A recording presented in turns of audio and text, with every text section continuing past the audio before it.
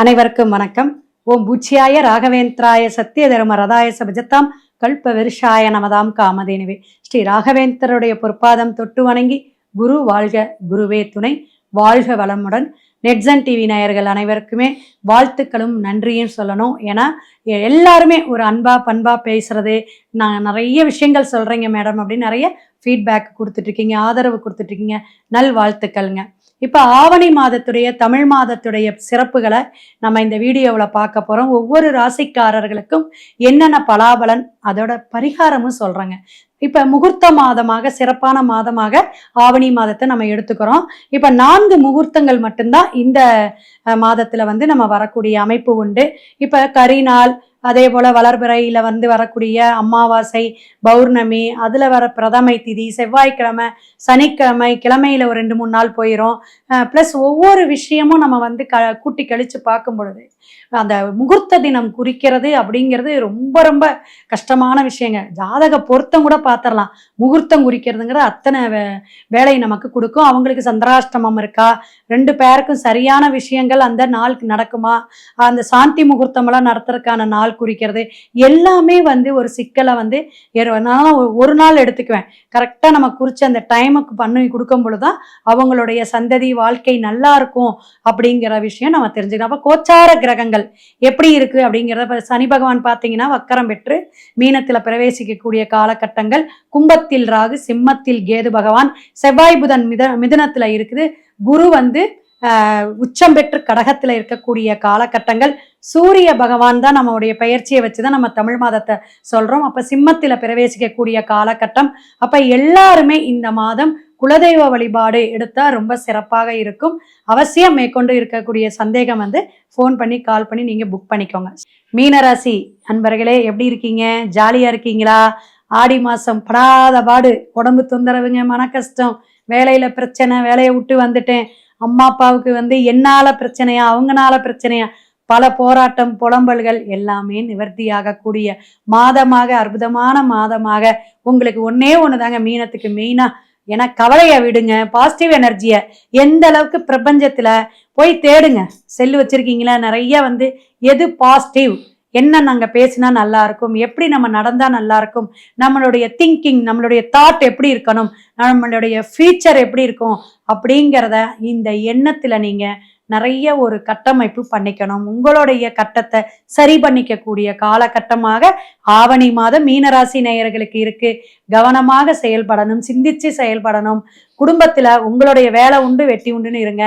ஜாப்ல இருந்தாலும் கவனமாக இருங்க, வாய் வார்த்தையில கவனமா இருக்கணும். ஏன்னா ஜென்ம சனி, 7.5 சனி, சனி பகவான் வக்கரமாக இருக்கனால தொழிலை பின்னோக்கி தள்ளக்கூடிய அமைப்பு, ஒரு இன்கிரிமெண்ட்டுக்காக, ஒரு ப்ரொமோஷனுக்காக காத்துட்டு இருப்பீங்க. அதெல்லாம் கிடைக்குமா மேடம், ஆவணி தான் பிறந்துருச்சு, அப்படியெல்லாம் கிடையாதுங்க. உங்களுடைய ஜாதகம் நல்லா இருந்து கோச்சார கிரகம் உங்களுக்கு சனி பகவான் இன்னும் சில தாமதத்தை கொடுக்கக்கூடிய காலகட்டமாக தான் தென்படுதுங்க. இருப்பினும் குரு பகவான் உங்களுக்கு பார்வை உண்டு.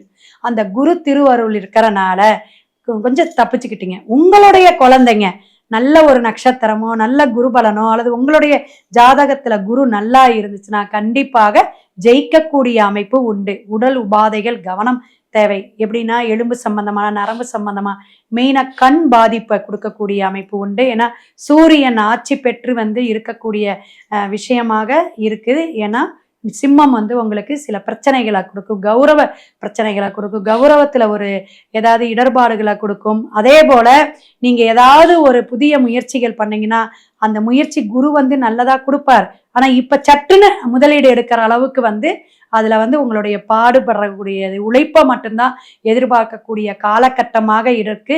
அதனால ஒரு உடற்பயிற்சி, ஒரு தியானம் பண்றது, சின்ன சின்னதா உங்களுடைய இஷ்ட தெய்வம் அப்படிங்கிறத ஒரு வழிபாடு எடுத்துக்கிட்டே வாங்க.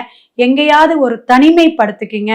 எப்படின்னா ஒரு நல்ல ஒரு பூங்கா, அப்படி இல்லை அப்படின்னா ஒரு நல்ல ஒரு ஃபாரஸ்ட் ஏரியா போயிட்டு அங்கே இப்போ பார்த்தீங்கன்னா கொடைக்கானல், இந்த மாதிரி மலை சார்ந்த மருதமலை, இந்த கோயம்புத்தூர் சைடு, கேரளா சைடெலாம் நிறைய உங்களுக்கு ஒரு பீஸ்ஃபுல்லான ஒரு இடமெல்லாம் இருக்குது. ஸோ அங்கே போயிட்டு ஒரு நாள் ஸ்டே பண்ணிட்டு வாங்க. அதெல்லாம் உங்களுக்கு ஒரு பாசிட்டிவ் எனர்ஜியை கொடுக்கும், உங்கள் மன தெளிவை கொடுக்கும். இந்த மாதிரி கிரகத்துடைய கோச்சார கிரகத்துடைய பாதிப்பை குறைக்கும் அப்படின்னு சொல்லலாம். இந்த ஷேர் மார்க்கெட்டிங்கு, இந்த பேராசைப்படுறது, எனக்கு நிறைய ஏதாவது வருமா, இதெல்லாம் கொஞ்சம் ஆப்சென்ட் பண்ணிக்கிங்க அப்படின்னு சொல்லலாம். இதெல்லாம் நிறுத்தி வைங்க, அவசரப்படாதீங்க. உங்க ஃபேமிலியில நான் யாருக்கு நல்லா இருக்கோ, கிரகங்கள் அமைப்பு நல்ல ஒரு குருபலன் இருக்கோ அவங்களுடைய சப்போர்ட்ல நீங்க என்ன செய்யலாம், ஜாயின் பண்ணி எதா இருந்தாலும் நகர்த்தி கொண்டு போகிறது நல்ல விஷயமா இருக்கு. ஜாதகம் அவசியம் மீனராசிக்காரங்க பார்த்துக்கணும். ஆரோக்கியத்தை பார்த்துக்கணும். மனசை தெளிவுபடுத்திக்கணும். உடல் உபாதைகள் எது இருந்தாலும் அதை உடனடியா ஆஸ்பத்திரியில போய் நீங்க பார்த்துக்குங்க.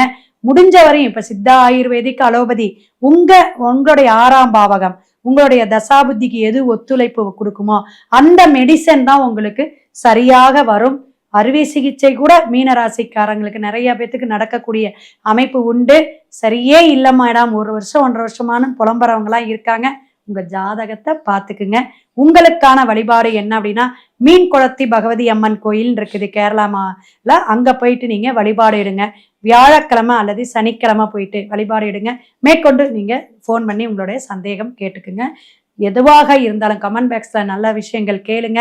கண்டிப்பாக எனக்கு நேரம் ஒதுக்கி முடிஞ்ச வரையிலும் சொல்றோம். மேசம் முதல் மீனம் வரை மிக அழகாக பரிகாரத்துடன் அற்புதமான இந்த முகூர்த்த மாதம் ஆவணி மாதத்துடைய விஷயத்த சொல்லியிருக்கோம். எல்லாருக்குமே ஷேர் பண்ணுங்க, லைக் பண்ணுங்க. மீண்டும் அடுத்த வீடியோவில் சந்திப்போம். சிவாய நம. திருச்சிற்றம்பலம்.